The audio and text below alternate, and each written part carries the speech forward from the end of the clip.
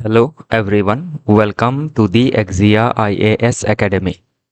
तो चलिए देखते हैं कौन से इम्पोर्टेंट न्यूज़ आर्टिकल हैं जो रेलेवेंट रहेंगे एग्ज़ाम पर्सपेक्टिव से।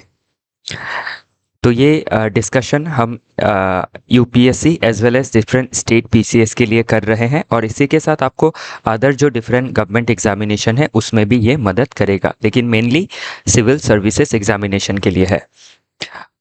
फाउंडेशनल कोर्स अवेलेबल है, एडमिशन ओपन है इन एक्जिया आईएएस एकेडमी। तो आप हमारे कोर्स से जुड़ सकते हैं जिसमें हम आपको कॉम्प्रिहेंसिव कवरेज प्रोवाइड करेंगे पूरे सिलेबस का। उसी के हिसाब से कॉम्प्रिहेंसिव स्टडी मटेरियल दिया जाएगा। रेगुलर टेस्ट प्रोवाइड किया जाएगा बिफोर प्री एंड मेंस। जो गाइडेंस रहेगा वो एक्सपर्ट एंड एक्सपीरियंस फैकल्टी के द्वारा ही दिया जाएगा जिनको फर्स्ट हैंड एक्सपीरियंस है। वन ऑन वन मेंटोरिंग के तहत आपके जितने भी डाउट है उनको कैटर किए जाएंगे और आपको रिमेडियल क्लासेस की ज़रूरत पड़ी तो वो भी प्रोवाइड की जाएंगी। इन हाउस लाइब्रेरी से जुड़ के आप अपने प्रिपरेशन को और अच्छी तरीके से आगे बढ़ा सकते हैं। इन हाउस लाइब्रेरी फैकल्टी भी अवेलेबल है जो आपका जो भी डाउट है उसको ऑन द स्पॉट सॉल्व कर देंगे। फर्दर डिटेल में जानने के लिए आप कांटेक्ट कर सकते हैं हमारे एडमिशन डेस्क में जिसका नंबर है 6002417488। ध्यान रखिएगा, एडमिशन डेस्क का सिर्फ एक ही नंबर है, पूरे इंस्टीट्यूट का एक ही ऑफिशियल नंबर है। तो पहला आर्टिकल जो है वो है जीएस पेपर 1 में जो हम सिलेबस हमारा मेंशन है अबाउट फ्रीडम स्ट्रगल। और उस फ्रीडम स्ट्रगल पार्ट में जो डिफरेंट फ्रीडम स्ट्रगलर है, फ्रीडम फाइटर्स रहे हैं, उनका क्या योगदान रहा है और किस तरीके से जो इवेंट्स है वो डेवलप हुई है, उसी में से एक इवेंट के बारे में हम डिस्कस करने वाले हैं। तो ये जो आर्टिकल है इसको लिखा गया है बाय रिसर्चर गौतम हाजोरिका जी। तो अभी इसमें देखते हैं कि आपका जो इंडियन नेशनल आर्मी है 1940s के बाद किस तरीके से फ्रीडम मूवमेंट में, इंडियाज फ्रीडम स्ट्रगल में इन्होंने कंट्रीब्यूशन दिया। आईएनए और आईएनए के दो tall leader, one is Mohan Singh ji जो सबसे पहले जुड़े हुए थे इंडियन नेशनल आर्मी के साथ, और सेकेंडली नेताजी सुभाष चंद्र बोस जी। तो ये दोनों ही जो पर्सनालिटी है जिन्होंने बहुत सारा योगदान दिया है, तो इनके बारे में हम डिस्कस करेंगे। तो ये आर्टिकल मेनली हाईलाइट करता है कि इंडियन नेशनल आर्मी में नेताजी सुभाष चंद्र बोस जी का जो टॉल लीडरशिप रहा है वो उसका हाईलाइट हमें मिलता है, लेकिन मोहन सिंह जी का जो कंट्रीब्यूशन रहा है उसका हाईलाइट हमें जितना मिलना चाहिए उससे कई गुना कम मिलता है। तो इसमें क्या है, ये इस टॉपिक से हम ये भी जान सकेंगे कि जो भी आप हिस्ट्री देखें, कल्चर देखें, तो उसमें जो डोमिनेंट फिगर रहता है वही क्या करते हैं, जो आपका इवेंट होता है उसको डोमिनेट करते हैं। लेकिन इससे पहले जिन्होंने चीज़ों की स्थापना की है उनको भी ड्यू रिकग्निशन दिया जाना चाहिए। आज जिस तरीके से हम नेताजी सुभाष चंद्र बोस जी को नमन करते हैं, उनको जो करेज है, वेलर है, उनका जो लव है, पेट्रोटिज्म है टुवर्ड्स नेशन, उनको जिस तरीके से हम नवाजते हैं, तो उसी तरीके से हमें मोहन सिंह जी को भी नवाजना है और उनको नहीं भूलना है। तो इसमें उसी पर्सपेक्टिव से ये आर्टिकल लिखा गया है कि रिक्लेमिंग फॉरगटन हिस्ट्रीज। तो जो हिस्ट्री है उसमें जो फॉरगटन हीरोज है, तो कुछ दिन पहले हमने आपका world war first and second के बारे में डिस्कस किया था। तो उसमें वर्ल्ड वार 1 एंड 2 दोनों ही वार में इंडिया ने अलाइड पावर की तरफ से, मतलब ब्रिटेन के तरफ से फाइट किया था। तो लगभग 2.5 मिलियन सोल्जर्स ने पार्टिसिपेशन लिया था इन वर्ल्ड वार 2, और लगभग लाखों के तादाद में हमारे जो सोल्जर्स थे, जो इंडियन सोल्जर्स थे, वो उन्होंने उनका वो शहीद हो गए थे या फिर मार्टरडम हासिल किया था। लेकिन उनके बारे में जो है हिस्ट्री याद नहीं रखती है, उनको भूल चुकी है। तो उनको रिक्लेम करना काफ़ी ज़रूरी है। और इसी के साथ जो आपके नेताजी सुभाष चंद्र बोस जी के पैरेलली भी जो अदर लीडर्स हैं उनको भी हमें ध्यान रखना, उनको रिमेंबर करना काफ़ी ज़रूरी है। तो ये एक रिमेंबरेंस ऑफ एथिक्स के पॉइंट ऑफ व्यू से हम देख सकते हैं कि जो भी लीडर है, चाहे उन्होंने आपका जितना भी कंट्रीब्यूशन दिया हो, कम हो, किसी के तुलना में ज़्यादा हो, तो उसको क्या करना है, सभी लीडर्स को हमें जो है रिक्लेम करना है। सभी का जो आपका रिमेम्बरेंस है, रेस्पेक्ट है, वो उनको देना है। तो अभी मोहन सिंह जी के बारे में अगर देखें तो मोहन सिंह जी के लीडरशिप में ही आईएनए का जो स्थापना है वो हुआ था इंडियन नेशनल आर्मी का। और बाद में जब मोहन सिंह जी का कुछ आपका क्लैश हुआ विथ जापानीज आर्मी, उसके बाद मोहन सिंह जी से लीडरशिप चला गया सुभाष चंद्र बोस जी के पास, और सुभाष चंद्र बोस जी ने ही आईएनए को सबसे ज़्यादा जो स्ट्रेंथ है वो प्रदान की और ब्रिटिश के खिलाफ धावा बोला। लेकिन अनफॉर्चुनेटली जो बार्मा कैंपेन था उसमें कुछ फेलियर, जैसे आपके सपोर्ट ना मिलने की वजह से, जापानीज आर्मी की ओर से रीइंफोर्समेंट ना होने की वजह से जो मिशन रहा वो आपके बहुत दूर तक सक्सेसफुल नहीं रहा। डी रोमांटिसाइजिंग द आईएनए, तो इंडियन नेशनल आर्मी को डी रोमांटिसाइज करने के बारे में ये आर्टिकल बात कर रहा है। डी रोमांटिसाइज करना मतलब क्या कि आईएनए में सिर्फ जो आपके जो भी टॉल लीडर्स है उनके अलावा भी बाकी लीडर्स को ध्यान में रखना, बाकी जो जिन्होंने पेट्रियोटिज्म दिखाया है उनको ध्यान में रखना। नेक्स्ट है ब्रिटिश वर्सेस इंडियन कॉमेमोरेशन। तो अभी जो ब्रिटिश है वो अपने सोल्जर्स को जितना कॉमेमोरेट करते हैं, ध्यान रखते हैं, ध्यान धरते हैं या फिर उनको आपका रिस्पेक्ट देते हैं, उतना इंडियन जो सोल्जर्स है जिन्होंने मार्टरडम हासिल किया उनको उतना ध्यान नहीं दिया जाता है। तो वो चीज़ इसमें हमें रिक्लेम करनी ज़रूरी है। और जो भी नैरेटिव है उसको ह्यूमनाइज करना ज़रूरी है। तो जो नैरेटिव है उसको ह्यूमनाइज करने का क्या मतलब बनता है कि हर जो मार्टरडम जिन्होंने हासिल किया है, हर सोल्जर का स्टोरी को नमन करना, उनके जो साहस है, वेलोर है, उसको ड्यू रिकॉग्निशन देना इज़ वेरी नेसेसरी। तभी ह्यूमनाइज होगा कि हमने किसी को रिकॉग्निशन दिया, किसी को नहीं दिया, तो उससे क्या है जो जिन्होंने कंट्रीब्यूशन दिया था उनका नाम नहीं आया, तो अब देख सकते हैं कि उनका कंट्रीब्यूशन को क्या किया गया है, डीह्यूमनाइज किया गया है। बाकी अगर इसका हिस्ट्री हम देखें तो प्री वार एरा में जो है इंडियन सोल्जर्स ब्रिटिश आर्मी में सर्व कर रहे थे। फिर 1941 में मोहन सिंह जी, तो मोहन सिंह जी आपके इंडियन आर्मी के ऑफिसर थे जो ब्रिटिश के ओर से लड़ रहे थे अगेंस्ट जापान। तो बाद में Mohan Singh ji was captured and he was a Indian officer, तो उनको कैप्चर कर लिया गया था बाय जापानीज आर्मी। तो उसके बाद क्या हुआ, जो आपके कैप्चर्ड ऑफिसर्स थे और प्रिजनर ऑफ वार, जो प्रिजनर ऑफ वार थे, जो सोल्जर्स थे जिनको आपका प्रिजन कर लिया गया था या फिर अरेस्ट कर लिया गया था, उन प्रिजनर ऑफ जो वार थे उनको रिलीज किया गया और मोहन सिंह जी के नेतृत्व में ही जो आईएनए है उसका गठन हुआ 1941 में। सो फर्स्ट किसके नेतृत्व में गठन हुआ, ये सवाल जो है एग्जाम में बन सकता है, मोहन सिंह जी। 1942 में अगर देखें तो मोहन सिंह जी और जो आपकी जापानीज आर्मी है उनके बीच में कुछ आपका तालमेल नहीं बैठने की वजह से आपके जो मोहन सिंह जी थे उनको फिर से अरेस्ट कर लिया गया। फिर 1943 में सुभाष चंद्र बोस जी ने आईएनए का कमान संभाला और वो सिंगापुर पहुंचे, उसके बाद आईएनए का कमान संभाला और उनका जो कैरिस्मेटिक लीडरशिप था और उनके जो आपके जो जज्बा था उसके वजह से क्या हुआ, आईएनए में एक नया विगोर आया, एक नया एनर्जी आया और उसके बाद जो कैंपेन है वो आपका चालू हुआ। और फाइनली क्या है, जो कैंपेन था अगेंस्ट ब्रिटिश वो फाइनली जाके क्या हुआ, ड्यू टू वेरियस रीज़न वो कम्प्लीटली सक्सेसफुल नहीं रहा और फाइनली आईएनए के सोल्जर्स को सरेंडर करना पड़ा और सुभाष चंद्र बोस जी फिर से फोर्स को मोबिलाइज करने के लिए आपके वो रशिया जाने वाले थे। तो वही कहीं उनका प्लेन क्रैश का जो है पूरा कंफर्म तो नहीं है, लेकिन उसके बारे में हमें हिस्ट्री में कई सारी नैरेटिव्स मिलती है। नेक्स्ट अगर देखें पोस्ट वार में, तो जो वार था 1945 में सेकेंड वर्ल्ड वार एंड हो गया था। तो सेकेंड वर्ल्ड वार एंड होने के बाद जो आईएनए के जो सोल्जर्स थे जिन्होंने ब्रिटिश के अगेंस्ट पार्टिसिपेट किया था इन बर्मा कैंपेन, तो उसमें जो पार्टिसिपेंट थे उनमें जो भी जिन भी सोल्जर्स को पकड़ा गया था उनके ऊपर ट्रीजन का चार्ज लगाया गया, देशद्रोह का, और उनका जो ट्रायल है वो रेड फोर्ट में होने वाला था। और उसी समय क्विट इंडिया मूवमेंट भी आपका पिक पे था। पिक पे होने के बाद वो आपका एक बार ड्राइड आउट हो गया था और उसी के बाद जो आईएनए का ट्रायल है वो रेड फोर्ट में हुआ। और इसी के बाद क्या है, रॉयल जो इंडियन नेवी थी उसमें म्यूटिनी देखा गया, उसमें विद्रोह देखा गया। और फाइनली ब्रिटिशर्स समझ गए कि फोर्स जो है वो ब्रिटिश को अपनी लेजिटिमेसी नहीं दे रही है, सपोर्ट नहीं कर रही है, और फाइनली ब्रिटिशर्स को जो देश हमारा देश है वो हमें छोड़ के जाना पड़ा।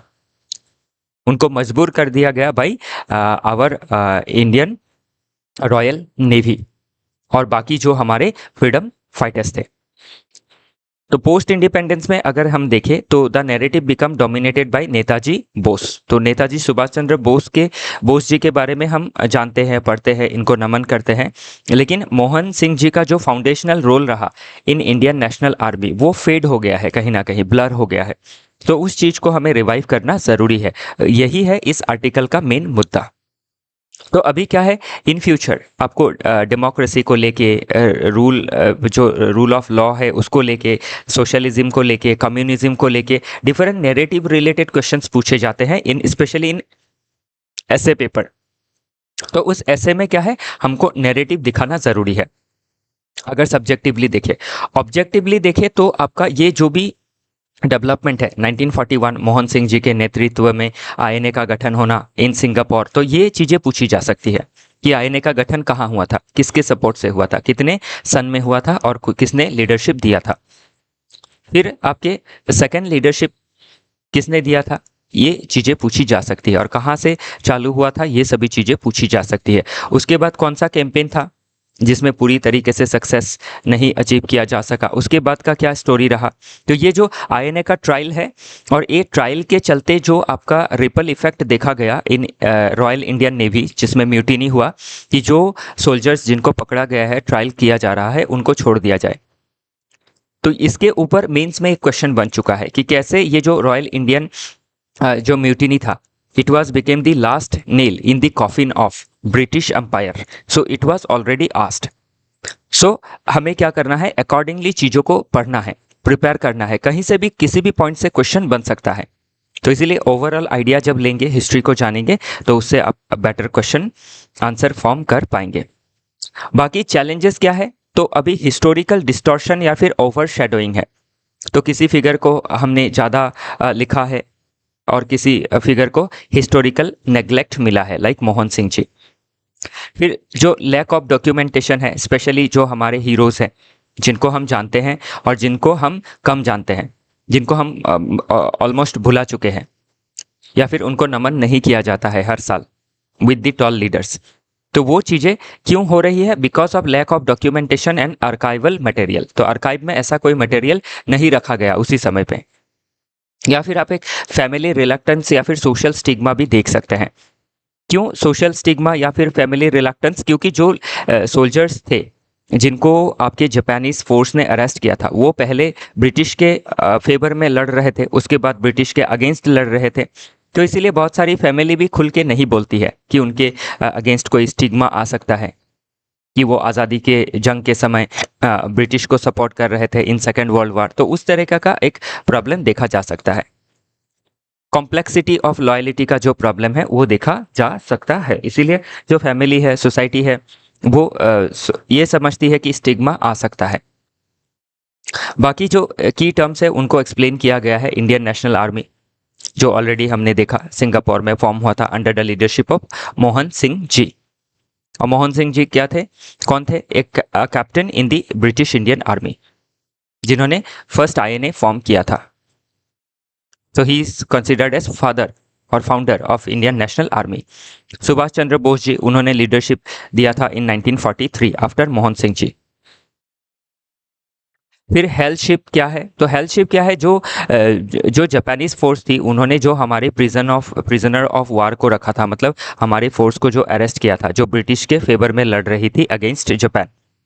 तो हेल्थशिप के जरिए क्या किया गया था, हमारे प्रिजनर ऑफ वार्स को डिफरेंट आपके जैसे उसी दिन एक मूवी के बारे में हमने देखा था, पापुआ न्यू गिनी जो आइलैंड है उसमें छोड़ दिया गया था, और उसमें आपका जो प्रिजनर ऑफ वार था उनको उनका जो कंडीशन था वो काफ़ी हॉरिफिक था। तो ये हेल्थशिप क्या है, ये भी प्रीलिम्स में बन सकता है। हेल्थशिप इज एसोसिएटेड विथ ऐसा कुछ क्वेश्चन। फिर पर्सनालिटी कल्ट को देखें तो क्या है, पर्सनालिटी कल्ट में क्या होता है, जब लीडर सेंट्रिक एक फॉलोइंग आती है जिसमें जो लीडर है वो पूरा जो फोकस है वो अपनी तरफ आपका आकर्षित कर सकता है। For example Mahatma Gandhi ji, for example Netaji Subhash Chandra Bose ji, जिनके अंदर एक कैरिस्मेटिक लीडरशिप था। और इसी की वजह से क्या है, बाकी जो लीडर्स थे उन्होंने भी कंट्रीब्यूशन दिया था, लेकिन उनका नाम क्या है, हिस्ट्री में दर्ज है, लेकिन पूरी तरीके से उनका जो कंट्रीब्यूशन है, योगदान है, उसको हम नमन नहीं करते हैं। तो वही चीज़ इसमें मेन आर्टिकल में वही इसका सेंट्रल थीम है। नेक्स्ट अगर देखें लॉजिकल एंड फिलोसॉफिकल बेस से, तो इपिस्टेमोलॉजिकल बेस क्या है? इपिस्टेमोलॉजिकल बेस क्या होता है कि कोई भी चीज़ या फिर कोई भी थ्योरी जो आती है वो क्यों आती है, उसको जानने की कोशिश करना। तो ये जो आर्टिकल है ये पर्टिकुलरली क्यों आया कि जो हिस्ट्री में रिकॉर्ड्स है उसमें मार्जिनलाइजेशन देखा गया है। All the leaders were not given due attention, some leaders were given over attention और द रिक्वायर्ड अटेंशन और due attention, but other leaders were not at all recognized or recognized barely or they were marginalized. Okay, then philosophical base अगर देखें तो ethics of remembrance, तो ये हमारा नैतिक दायित्व है कि we must remember all the personalities, all the leaders, though some have more contribution, some have minimum contribution, but still we need to remember them, कि कम हो ज़्यादा हो, जिसको जिस तरीके से सुविधा मिला, जैसे जिस तरीके से अपॉर्चुनिटी मिली, उसी तरीके से हमारे लीडर्स ने अपना लीडरशिप जो है दिखाया और देश को आज़ादी दिलवाई from the clutches of colonial power. Next इसमें जो ऑलरेडी हमने देखा ही है, ओके, तो सोशल अगर देखें तो जो स्टिग्मा है जिसके वजह से फैमिली जो है वो कभी खुल के नहीं बोलती है कि कोई स्टिग्मा हो सकता है, कोई स्टोरी हिडन स्टोरी रह सकता है, वो खुल सकता है, ऐसा कोई बात हो सकता है। पॉलिटिकली अगर देखें तो जो आपके विक्टर होते हैं या फिर जो डोमिनेंट फोर्स होती है उसी के पर्सपेक्टिव से हिस्ट्री लिखा जाता है। तो कोई फोर्सेस आपके ब्रिटिश के खिलाफ थे तो उनके बारे में गलत लिखा गया या फिर नहीं लिखा गया, कम आंका गया। जो लॉयल थे उनके बारे में ज़्यादा आंका गया। लीगली अगर देखें तो जो पोस्ट आपका ब्रिटिश पोस्ट वार जो असेसमेंट था या फिर ट्रायल था आईएनए सोल्जर्स का, तो ये पूछा जा सकता है कि आईएनए सोल्जर्स का ट्रायल कब हुआ था। इसमें जो सोल्जर्स थे उनके नाम भी आप एक बार देख लीजिएगा, ये भी पूछा जा सकता है। एथिकली देखें तो हमारा रेस्पॉन्सिबिलिटी है to remember every contributors, every leaders who have contributed a lot, who had sacrificed their life for the well-being of the nation, independence for the nation, to achieve the independence for our nation. Internationally देखें तो आपके जो world war है उसके बारे में पूछा जा सकता है, world war 2, then allied power क्या है, एक्सिस पावर क्या है, this sort of things can be asked in examination और you have to give a view in the examination if the question ask.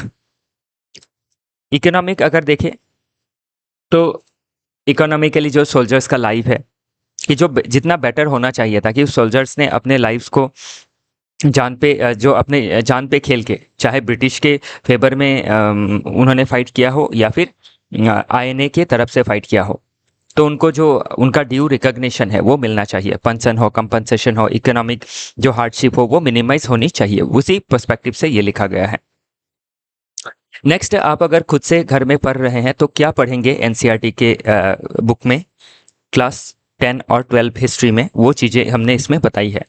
Plus जो सिलेबस का linkage है, modern Indian history से linkage है, post independence consolidation के ऊपर बार बार question पूछा जाता है। फिर वर्ल्ड हिस्ट्री के पर्सपेक्टिव से भी क्वेश्चन बन सकता है, क्योंकि वर्ल्ड हिस्ट्री में इंडिया का क्या कंट्रीब्यूशन रहा है वर्ल्ड वार में वो पूछा जा सकता है, या फिर किस तरीके से इंडियन सोल्जर्स का कंट्रीब्यूशन को मिनिमाइज किया गया है, वैसे क्वेश्चंस बन सकते हैं। आईआर के पर्सपेक्टिव से इंपॉर्टेंट हो सकता है।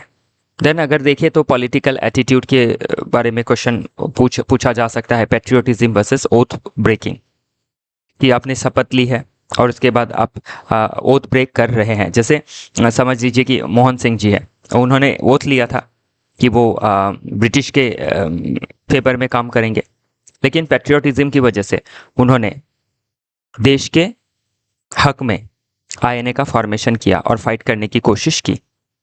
तो मॉरल डायलेमा हम देख सकते हैं एंड वर्सेस मीन्स का, कि हमें जैसे मोहन सिंह जी है, फ्रीडम चाहिए या फिर अलायंस चाहिए विथ, इसमें मोहन सिंह जी नहीं, देख सकते हैं हम अबाउट नेताजी सुभाष चंद्र बोस जी, कि हमें अपने एंड फ्रीडम को पाने के लिए क्या हमें गलत मीन्स के जरिए अर्थात फैसिस्ट जो फोर्सेस है उसके साथ अलाइन होना चाहिए।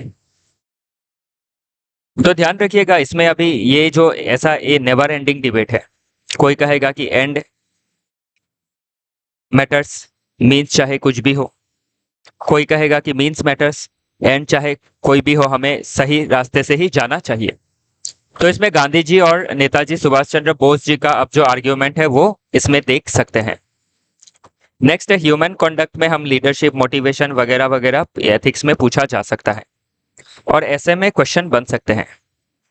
History is not just about Kings and battles but also about the common soldiers. इस तरीके के क्वेश्चन जो टॉपिक है ऐसे में पूछा जा सकता है। ऑप्शनल से भी इसका कनेक्टिविटी रहेगा, PSIR से हो, हिस्ट्री से हो। नेक्स्ट देखते हैं वे फॉरवर्ड क्या होगा। तो वे फॉरवर्ड में जरूरी है कि हम एक नुआंस अप्रोच ले और इनकॉर्पोरेट करें डिफरेंट लीडर्स को। मोहन सिंह जी का जो कंट्रीब्यूशन है उसको भी हम लिखे बेटर तरीके से, उसको हम अपने जो स्टूडेंट है, अपने जो देश की पॉपुलेशन है उनको सिखाएं। फिर स्टेट लेड कॉमेमोरेशन करना काफ़ी ज़रूरी है। हमारे जो सोल्जर्स है जिन्होंने आपके मार्टरडम हासिल की, तो उनको स्टेट लेड कॉमेमोरेशन देना ज़रूरी है और भूलना जो है वो लाजमी नहीं है, सही नहीं है। सपोर्ट करना है रिसर्च को और आर्काइव्स को मेंटेन करना ज़रूरी है ताकि फ्यूचर में हम इन चीज़ों का रेफरेंस से बेटर स्टडी कर सके और बेटर हम समझ सके अपने पास्ट को। पब्लिक हिस्टोरी प्रोजेक्ट भी लेने ज़रूरी है, जैसे डिजिटल आर्काइव्स क्रिएट करना, म्यूजियम क्रिएट करना, डॉक्यूमेंट्रीज बनाना। तो ये देन डिप्लोमेटिक लेवरेज। तो अभी हमारा जो रिलेशन है, हम जो मेंटेन करना चाहते हैं विथ डिफरेंट नेशन, तो उसमें हम हिस्टोरिकल जो हमारा पास्ट है उसमें जो हमारी कन्वर्जेंस डाइवर्जेंस रही है उसके ज़रिए भी हम क्या कर सकते हैं, अपना डिप्लोमेटिक रिलेशंस को बेटर कर सकते हैं। चलिए देखते हैं आगे।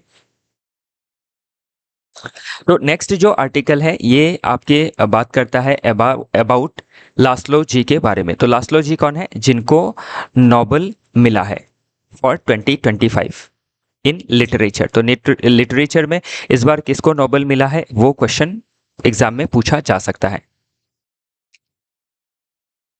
तो ये जो लास्लो जी है इनके बारे में पूछा जा सकता है कि किसको नोबेल मिला 2025 का लिटरेचर में। तो लास्लो जी का नाम आपको ध्यान रखना है। तो मुझे जहाँ तक ध्यान है Laszlo ji, just a minute, कहीं कंट्री भी मेंशन होगा, मैं थोड़ा मिस कर रहा हूँ, तो इसको हम अभी देख लेंगे। ओके, तो अभी लास्लो जी को जो नोबेल मिला लिटरेचर में, नोबेल मिलने का मेन रीज़न क्या है। तो जो ह्यूमन लाइफ है, जो ह्यूमन का जो पॉलिटिकल सोशल इकोनॉमिक लाइफ है, कल्चरल लाइफ है, उसमें जो आपका एक क्या है उदासी देखा जाता है, सैडनेस देखा जाता है, उसके बारे में उन्होंने काफ़ी बारीकी से चीज़ों को लिखा है। और इसको जो आपके फ्रेंच काफ्का है, जर्मन राइटर, या फिर दोस्तोव्स्की है जो आपके रशिया से है, तो उन्होंने भी क्या किया है, ह्यूमन लाइफ के बारे में लिखा है। मतलब हमारा जो लाइफ है उसका क्या मीनिंग है। तो बहुत लोग क्या है, जो लाइफ है उसका मीनिंग खोजते खोजते लोगों को लाइफ का मीनिंग नहीं मिलता है। जैसे कि पास्ट में सोक्रेटिस ने कहा है कि an unexamined life is not worth living. तो उसी एक पर्सपेक्टिव से लास्लो जी ने उनकी जो आपके राइटिंग है उसमें एपोक्लिप्टिक टेरर और सैडनेस के बारे में मेंशन किया है, जिसको उन्होंने मेलनकोली के हिसाब से कहा है। मेलनकोली का मतलब क्या होता है, sadness, deep sadness, deep despair, जिसमें लोग उनका जो एग्जिस्टेंस है, जो सर्वाइवल है, उसके ऊपर क्वेश्चन करते हैं कि who I am, why I am, what is my purpose of being here on this planet earth. तो उस तरीके के जो क्वेश्चंस है, जो सवाल या निशान खड़े करते हैं ह्यूमैनिटी के ऊपर, उसके बारे में यह आर्टिकल बात करता है। और इनके जो आपके प्रोज के स्टाइल है लास्लो जी के, उसमें आप एक यूनिक चैलेंज देख सकते हैं कि वो एक्सट्रीमली वेरी लॉन्ग सेंटेंसेस में चीज़ें लिखते हैं और उनको आम लोगों के लिए समझ पाना क्या होता है एक मुश्किल सा हो जाता है। और उनके जो डिफरेंट नोबल्स है आप देख सकते हैं, एक है आपका Satantango, then the melancholy of resistance and war. तो ध्यान रखिएगा इन बुक्स के बारे में एग्जाम में पूछा जा सकता है, स्टेटमेंट में दे दिया जाएगा कि इनमें से कौन से किताब लिखे गए हैं बाय लास्लो जी, तो वो आपको देखना जरूरी होगा। और बाकी इनका जो राइटिंग है वो किसके साथ मैच करता है, दोस्तोयेव्स्की और प्लस फ्रेंच जो काफका है, रशिया से है प्लस आपके जर्मन से है काफका। तो इसको ध्यान रखना जरूरी है। तो जो राइटर है लास्लो जी वो बिलोंग करते हैं टू हंगेरी। तो हंगेरी में एक समय पे सोवियत के डोमिनेंस में था, कम्युनिज्म था, उसके बाद फॉल ऑफ कम्युनिज्म हुआ, उसके बाद हंगेरी को इंडिपेंडेंस मिला। और इंडिपेंडेंस मिलने के बाद भी क्या है different sort of political social economic cultural जो चैलेंजेस है वो ह्यूमन बींग कंटिन्यूअसली फेस करती आ रही है। और लोगों का जो एक लाइफ है उसमें आपका एक वैकम सा दिखाई दे पड़ता है, लोगों को एक वैकम फील होता है उनके एग्जिस्टेंस को लेके। तो उसके ऊपर उनका जो पूरा राइटिंग है वो बना हुआ है। तो इसमें मेंशन है capture the existential vacuum on the eve of communism's fall. तो जब कम्युनिज्म का फॉल हुआ और फिर कम्युनिज्म के फॉल के बाद भी जो नया सिस्टम है उसमें भी लोग अपने एग्जिस्टेंस को लेके क्वेश्चन कर रहे हैं। तो अभी कंटेम्पररी जो टाइम है उसमें भी हम देख सकते हैं जो डार्कनेस है ह्यूमन के लाइफ में, 21st सेंचुरी के जो ग्लोबल क्राइसिस है वो चाहे क्लाइमेट के क्राइसिस हो या फिर वायलेशन ऑफ ह्यूमन राइट्स हो या फिर फूड शॉर्टेजेस हो या फिर आपके डिफरेंट सॉर्ट ऑफ वायलेंस या फिर क्राइम अगेंस्ट ह्यूमैनिटी हो। तो ये सभी चीजें कहीं ना कहीं लोगों को क्या करती है, लोगों का जो लाइफ है उसको मुश्किल बनाती है, जैसे एनवायरमेंटल कोलैप्स हो। तो वही चीजें इसमें मेंशन की गई है। तो अभी चैलेंजेस क्या है, कॉग्निटिव चैलेंज है फॉर रीडर। तो रीडर को इजीली चीजें जो है जो लिखी गई है लास्लो जी के बारे द्वारा वो समझने में थोड़ी दिक्कत आती है। तो इसीलिए क्या है इसका सोल्यूशन क्या है कि डिफरेंट लैंग्वेज में इसको सिंपल तरीके से ट्रांसलेशन का जो व्यवस्था है वो किया जाना चाहिए ताकि लोगों को क्या है लास्लो जी के जो राइटिंग्स है उनका बेटर अंडरस्टैंडिंग मिल सके। फिर लास्लो जी के जो राइटिंग्स है उसमें हमें एक पेसिमिज्म दिखता है और एक होप भी दिखता है। पेसिमिज्म का मतलब क्या है, होपलेसनेस वर्सेस होप। देन एक जो कल्चरल ट्रांसलेशन है, तो हमें जो भी ट्रांसलेशन होगा इस बुक का, जो हंगेरियन राइटर है लास्लो जी, तो उनका जो यूनिक लिंग्विस्टिक स्टाइल है हंगेरियन स्टाइल में उन्होंने लिखा है, तो उसको हम जब डिफरेंट लैंग्वेज में ट्रांसलेट करेंगे तो उन्होंने जो नुएंसेस दी है उसको हमें लूज नहीं करना है। और जो डिजिटल एज है उसमें हमें क्या करना है, आपका आज के डिजिटल एज में जो लास्लो जी का जो भी राइटिंग्स है उनका रेलेवेंस काफ़ी ज़्यादा रहेगा। तो इसलिए हम इनका जो राइटिंग है उसको हम डिजिटल कंटेंट में भी ला सकते हैं, लेकिन ध्यान रखना है कि जो आपका इंटेलेक्चुअल प्रॉपर्टी है वो वायलेट ना हो। बाकी मेलनकॉली क्या है, एपोक्लिप्टिक टेरर क्या है, तो किस तरीके से पॉलिटिकल एनवायरमेंटल सोशल टेरर लोग फेस कर रहे हैं किसी ना किसी तरीके से, जिसके वजह से आप देख सकते हैं कि लोगों के लाइफ में एक क्या है मेलनकॉली है, मतलब सैडनेस है। और ये जो सैडनेस है ये सिंपल सैडनेस नहीं है, it's a profound sadness. People एक एब्सॉर्डिटी में अपने लाइफ को ऐसे देख रहे हैं कि बेतुका है, एब्सॉर्डिटी देखी गई है, लोग क्या है पूरी तरीके से खुश नहीं है और अपने एग्जिस्टेंस को लेके स्ट्रगल कर रहे हैं। तो इसीलिए इसमें अभी क्या देखना जरूरी है कि जो क्राइसिस जिस वजह से आ रही है because of collapse of political system, social system, cultural system, that needs to be realign, that needs to be fixed in order to get a better life, in order to get a better existence of human being। तो वही चीज इसमें हम देख सकते हैं। तो existential crisis जो आया है because of meaninglessness in people's life, nihilism, nihilism का मतलब जीरो फील करना, एंजाइटी, डिप्रेशन वगैरह आना, एब्सॉर्डिटी में हम देख सकते हैं कि एब्सॉर्डिटी क्या होता है, बेतुका, मतलब लाइफ ऐसा लगेगा कि आपको क्या मतलब है, मेरा जीने का कोई मकसद नहीं है, उस तरीके से, जिस तरीके से काफका जी ने कहा था। या फिर जो एक एलियनेशन देखा जाता है सोसाइटी में, जैसे अभी जो आपके मार्जिनलाइज सेक्शन ऑफ पॉपुलेशन है, उनको काफ़ी एलियनेशन फील होता है, काफ़ी जो ऑपरेशन है वो देखी जाती है बाय ब्यूरोक्रेसी, बाय गवर्नमेंट। तो उसके वजह से लोग क्या है, काफ़ी डिसइंचेंटेड रहते हैं, डिससेटिस्फाइड रहते हैं अपने लाइफ से, अपने सोसाइटल सिस्टम से, पॉलिटिकल सिस्टम से, जुडिशियल सिस्टम से। तो उन सभी चीज़ों को फिक्स करनी ज़रूरी है। तो इसीलिए social fixing, political fixing, legal fixing, ethical fixing, international level में जो प्रॉब्लम है उसको फिक्सिंग करना is the need of the hour. बाकी इसका जो लिंकेजेस है वो इसमें दिखाया गया है, किस तरीके से ह्यूमन वैल्यूज़ को हमें बेटर करना है, किस तरीके से इमोशनल इंटेलिजेंस को डेवलप करना है, किस तरीके से एटीट्यूड को चेंज करना है, लोगों का जो एप्टीट्यूड है मेंटल फिजिकल उसको बढ़ाना है। तो वो सभी चीज़ें हम इसमें देख सकते हैं जो एग्जाम में पूछी जा सकती है। नेक्स्ट, वे फॉरवर्ड में सिविल सर्वेंट क्या सीख सकते हैं इससे? तो हमें क्या करना है, रेजिलियंस एंड एम्पैथी को डेवलप करना है सिविल सर्वेंट जो है उनके अंदर, कि उनके अंदर एम्पैथी रहे for the weaker sections of the population. फिर अंडरस्टैंड करना है सोसाइटी को, जो रैपिड चेंज हो रही है वो किस तरीके से लोगों को बेनिफिट या हार्म कर रही है। फिर जो वैल्यूज़ ऑफ ह्यूमैनिटीज़ है, कंपटीशन के जगह पे कोऑपरेशन लाना, हेट के जगह पे लव लाना, डिसलाइक की जगह पे लाइक लाना, केयरलेसनेस की जगह पे केयर लाना, होपलेसनेस की जगह पे होप को प्रमोट करना। This sort of things can be done by a civil servant in this society to give meaning to people's life. Then society के पर्सपेक्टिव से देखें तो जो लिटरेचर है, कल्चर है, उसको हमें प्रमोट करना ज़रूरी है, बेटर एजुकेशन देना ज़रूरी है। Education not only in terms of degrees and lot of information, but in terms of wisdom, in terms of inculcating values in humans, giving them